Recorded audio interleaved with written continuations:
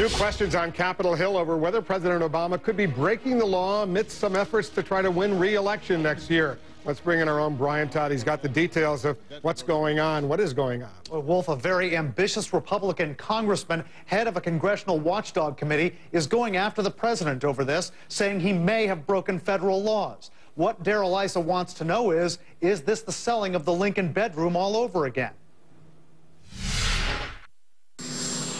A probe which could make the president long for these days of intense partisan talks over the debt ceiling. Darrell Issa, Republican chair of a key watchdog committee in Congress, says the administration may have broken laws on campaign fundraising, and he's fired off a letter to President Obama's lawyer demanding documents. We expect to get answers from the president. We expect him to be honest and forthcoming. We'd like to close this matter. In his letter, Issa cites various media reports and says President Obama appears to be aggressively using the White House itself and federal employees within the executive office of the president to solicit donations. In Issa's crosshairs, a meeting at the White House in March of top American business leaders. They were all campaign donors, and the meeting was organized by the Democratic National Committee. The White House has defended that. Having a DNC or RNC sponsored event is extremely common for presidents of both parties going back many administrations. But crucially important is what was discussed at the meeting. The White House says the only thing talked about was economic policy. If that's the case, experts tell us, the meeting would not have violated federal law.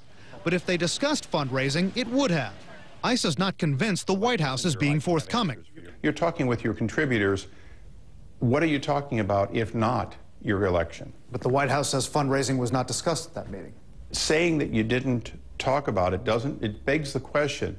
The Democratic National Committee did not need to be present and should not have been present if this was an official activity. Still, several lawyers, campaign finance experts, and analysts on both sides of the aisle say that on its face that meeting did not violate the law, even if having the DNC involved didn't look great.